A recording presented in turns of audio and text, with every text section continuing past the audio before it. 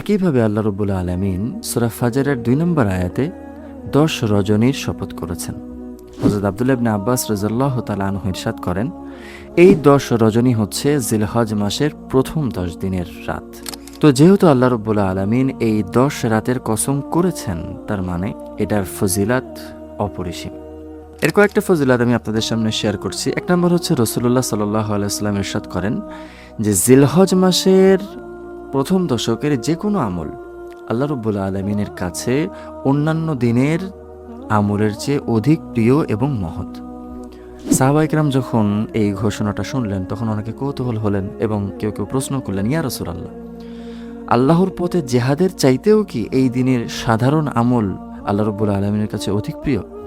রাসূলুল্লাহ সাল্লাল্লাহু আলাইহি ওয়াসাল্লাম বললেন যে হ্যাঁ, যদি সে আল্লাহর পথে গিয়ে শহীদ না হয়ে থাকে তবে জিহাদের চেয়েও বেশি ফজিলতপূর্ণ এই দিনগুলার সাধারণ ইবাদত। আরেকটা হাদিস আসছে, আল্লাহ রাসূল সাল্লাল্লাহু আলাইহি ওয়াসাল্লাম বলেছেন যে জিলহজের 9 তারিখ অর্থাৎ আরাফার দিন আল্লাহ রাব্বুল আলামিন এত বিপুল সংখ্যক ব্যক্তিকে জাহান্নাম থেকে মুক্তি দান করে থাকেন যা বছরের অন্য কোনো দিন করেন না। আমার মনে হয় এই দুইটা হাদিসে যথেষ্ট জিলহজের প্রথম 10 দিনের ফজিলাত এবং গুরুত্ব বোঝার জন্য। এখন আল্লাহ রাব্বুল আলামিন আমাদেরকে যে এই ফজিলাতপূর্ণ দশকটা দান করলেন, এই ফজিলতপূর্ণ দিনগুলো দান করলেন, এখন আমাদের করণীয় কি? কিভাবে আমরা এই ফজিলতটা অর্জন করতে পারি? এই ফজিলত যদি আমাদের অর্জন করতে হয় তাহলে কিছু আমল আমাদেরকে করতে হবে যা রাসূলুল্লাহ সাল্লাল্লাহু আলাইহি ওয়াসাল্লাম আমাদেরকে শিখিয়ে গিয়েছেন। এক্ষেত্রে 1 নম্বর তো হচ্ছে সকল প্রকার গুনাহ থেকে বিরত থাকা, যা স্বয়ং কোরআনে বর্ণিত হয়েছে। আল্লাহ রাব্বুল আলামিন এই সম্মানিত মাসগুলা মেনশন করার পরে বলেছেন, ফালা তাজলিমু ফীহিন্না আনফুসাকুম, তোমরা এই দিনগুলোর ভিতরে নিজেদের উপর জুলুম করো না। আর এখানে জুলুম দ্বারা উদ্দেশ্য হচ্ছে গুনাহ করা। তোমাদের 1 নম্বর করণীয় হচ্ছে যে আমরা কোনো নেক আমল করতে পারি বা না পারি, আমার দ্বারা যেন ছোট বড় কোনো প্রকার গুনাহ না হয়ে যায়।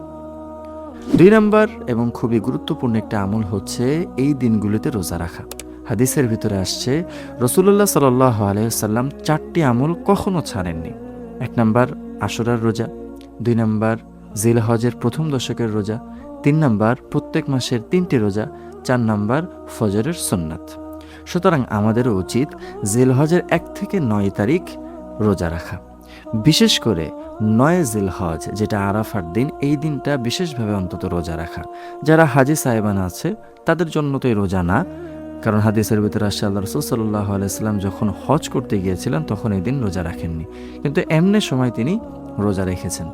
তো যারা হাজি সাহেবান আছে তারা তো এই দিন রোজা রাখবে না, তারা বাদে অন্য সকলের জন্য বিশেষ করে 9 জিলহজ আরাফার দিন রোজা রাখা একান্ত কাম্য। কারণ এটাই তো সেই দিন যেদিন আল্লাহ রাব্বুল আলামিন বেহিসাবি অসংখ্য অগণিত ব্যক্তিকে জাহান্নাম থেকে মুক্তি দান করে থাকেন।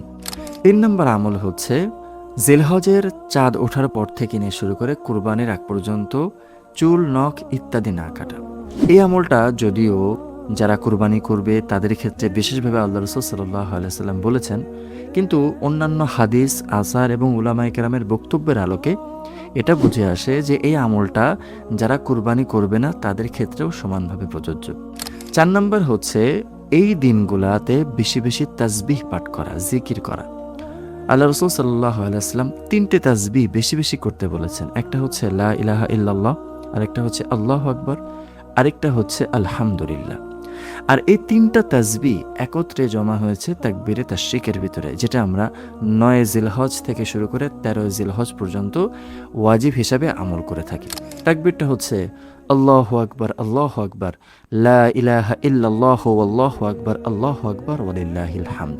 ইমাম বুখারী রাহমাতুল্লাহি আলাইহি বলেন, হযরত আবু হুরায়রা রাদিয়াল্লাহু তাআলা আনহু এবং হযরত ওমর রাদিয়াল্লাহু তাআলা আনহু তারা জিলহজ মাস যখন শুরু হতো তখন এই তাকবীরে তাশরিক পড়তে পড়তে বাজারে যেতেন এবং তাদের এই তাকবীরে তাশরিক শুনে অন্যান্যরাও এই ব্যাপকভাবে এই তাকবীর পড়া শুরু করত।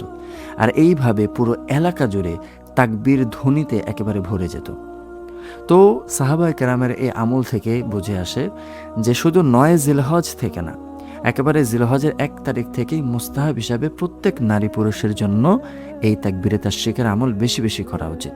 কারণ এর ভিতরে তো ওই 3টা তাসবিহও চলে আসছে, আর বিশেষ করে জিলহজ মাসের যে শিআর কোরবানির যে বিশেষ তাকবীর সেটা এর ভিতরে চলে আসছে।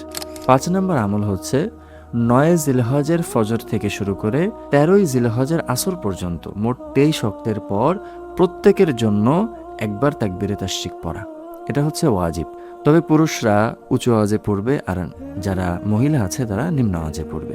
তো মোটামুটি এই 5টা আমল আমরা যদি জিলহজ মাসের প্রথম দশকে করতে পারি, তাহলে হজ আদায় না করেও, কুরবানি আদায় না করেও আমরা এই দশকের যে মূল ফজিলত সেটা আমরা অর্জন করতে পারি।